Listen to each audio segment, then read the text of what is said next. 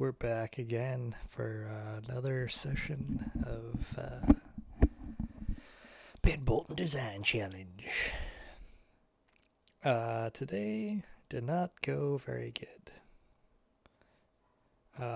Still managed to make something. Didn't give up completely.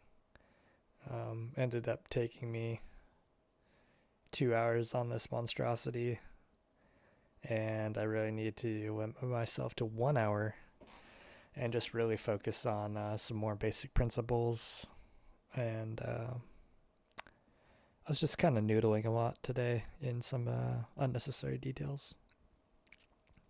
Another big challenge for me today was I kind of made a huge object, and also my starting object was just not good.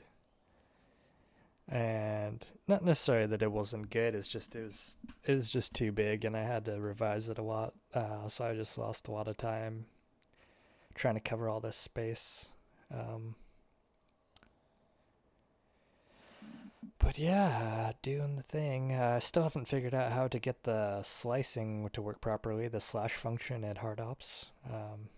So I've just had to go in afterwards and apply the geo to the slashed geo and manually bevel the edges a bit to show that there's a little cut in. Today I sped up the video because I realized no one wants to see 2 hours of modeling a pointless shape, and also I can't speak for 45 minutes. That's too long. I gotta do other things, especially if I'm not speaking in real time, if I'm coming back and doing these voiceovers. Not sure why I'm doing anything. I guess it's just doing it for the art, the sake of art for art's sake. A true artist's arter. I guess so far everything I've done on this side of the model I'm pretty happy with. But I end up revising the other side of the shape here, just because just kind of becoming a little bit ridiculous, I guess. I'm having fun doing these design challenges. I think, it's helpful in some way, even though today I felt like I really got destroyed a bit, but I guess that's part of the learning process, is learning what not to do as much as it is learning what to do.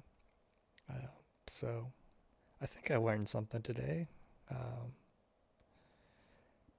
If nothing else, it's good to just get inside a blender and move some shapes around. It's Friday for me today. Big ol' weekend coming up here. It's pretty sad that I look forward to the weekend so often, because I'm not a huge fan of working. That's the thing, is like, I spoke about this a little bit last time, is like doing the 8-hour day. Like, as much as I want a job in the industry, I don't know if I could really handle doing modeling for 8 hours straight. I don't know if I'm strong enough to do that. Mad props to all the super modelers out there. Being able to model for like the whole day, past 8 hours even, they love it. I really do enjoy modeling, especially when I get into a good flow, but maybe it's just harder for me doing these design experiments rather than working on something that someone else is actually going to use or enjoy. These just feel like an abstract mess. I mean, I feel like yesterday went better than today. Today I was just kind of running into some roadblocks, and I noticed this shape here, these like end-to-end cutout things. I've been kind of repeated that a couple times now, so I'm going to have to try to stay away from doing that in the future. At least for a couple sessions.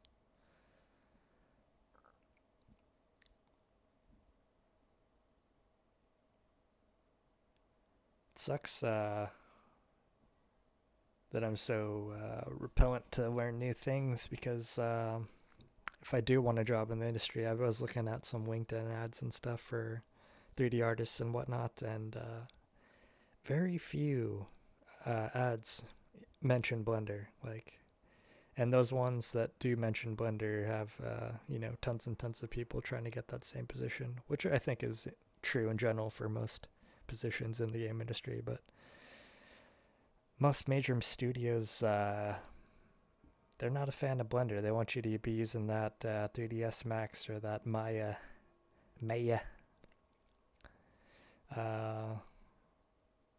And Maya is suffering, Buddhism or something, right? Isn't it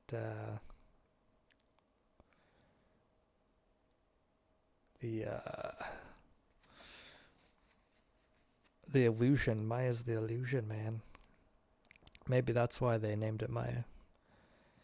Who knows, man? It's like I'm making these structural parts, but I'm kind of putting these panels on them, which I think is kind of not the move to make. I just feel like the panels kind of make it seem more like a electronic device, whereas all the other shape language is kind of saying like this is a structural or a mechanical part of some sort.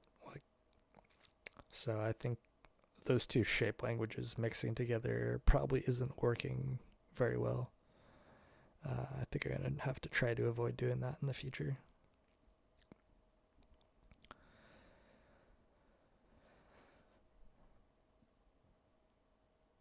I'm glad I removed that little top section on that right side. Definitely makes it feels like it's working a bit more.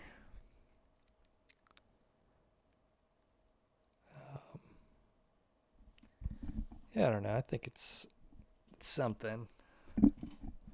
Nothing to write home about, but I think this one standing alone as an individual piece probably is not something I'd really want to share, but in combination with like how many ever of these I do, if I show them all together collectively, it'll probably be a nice little addition, when artists show gallery pieces and they do like a set of all like similar themed art pieces. This is kind of that same principle, I feel. I should probably spend less time doing these, though. I absolutely have to limit myself to 1 hour. Just start with the more basic starting shape and really just slap my hand whenever I feel like the 45-minute timer is coming around and really start moving into those fine details.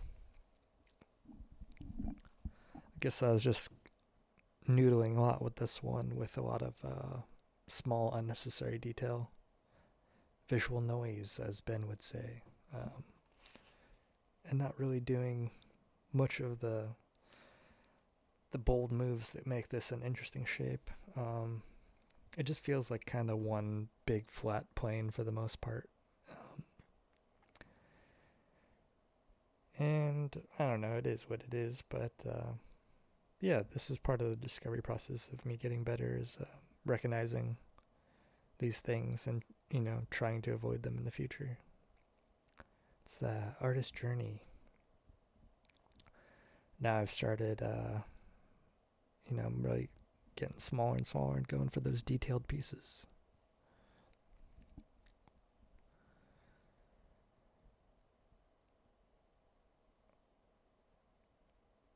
Realized that one, get rid of that diagonal one. It just felt really out of place.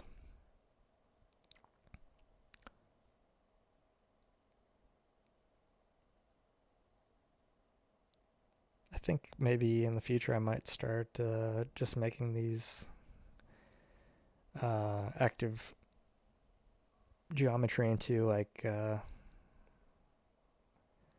into just like applying the visual geo, because when I go into the cutter screen and try to operate on any of the cutters with this many different cutters on the scene, my computer really starts lagging and slowing down. Like if I make any edits to the vertices and stuff, it just starts getting really slow. So I need to either find some way to avoid that, because it just takes up a lot of time when I'm spending like just battling the lag.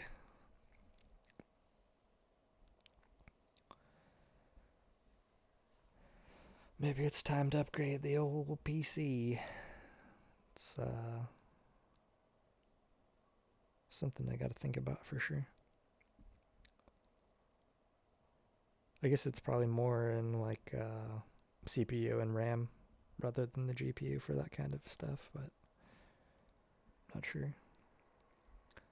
You know, now that I look at this piece again, after some time away, I'm a little bit I'm not as disappointed, I guess. Yeah. I'm glad I've powered through and completed the dang thing.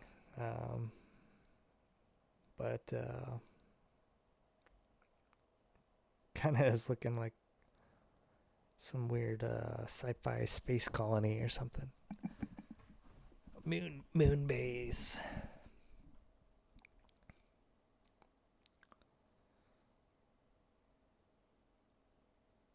Yeah, I was talking with some people in the in a Blender chat room today on Discord, and oh man, it's awesome that people are able to make art their living, you know? I feel like there are more artistic graphic design jobs, but my current one is not very artistic, so.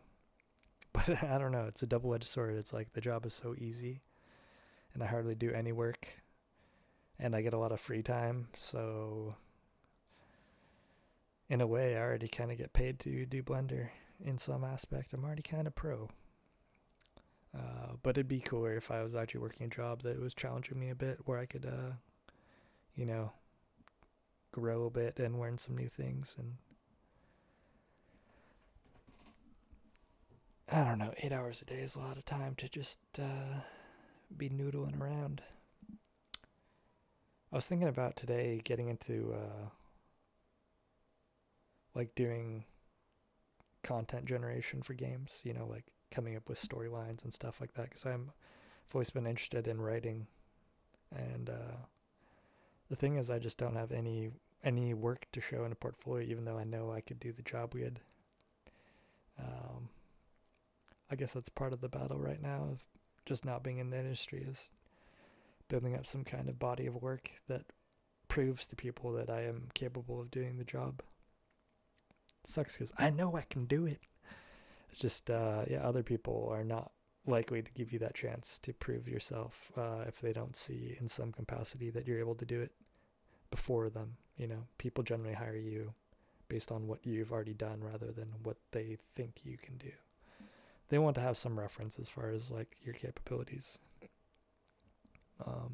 But I am working on a board game, and it's getting pretty close to completion. I hope to get it done by June. But still got quite a bit of work to do on that. Besides just doing the art, got some more mechanics I'm trying to work out as well. But it's getting there. For all my 0 subscribers, anyone crazy enough to check this out, maybe in the future I'll let you know about my game, and it'd be rad if you could buy 1 million copies and convince Jeff Bezos to buy 1 million more copies. That'd be great. Really appreciate it. It sucks that I guess I kind of have too much emphasis on making money, but I guess it's just a reality of life. You got to make money to survive. So I don't know, the trope of the starving artist is always interesting to me, you know. It's like give up the nice cushy pay and just do what you really want to do, man. So even on here, like going at like 4 or 5x speed, you can still see it's like lagging quite a bit. It's very frustrating stuff. I tried hiding all. I feel like there's a way. I've messed around with some of the settings before that you can click some option within Blender viewport to speed it up. I just don't recall what that is, and I'm not exactly sure what to search for. Maybe I'll just search for like how to speed up Blender viewport with dense geo. I don't know. It's probably a decent search result. Oh man, I'm surprised I'm still working on this thing. I guess I feel like I thought I did this shape earlier, but I guess not. Came pretty late in the process.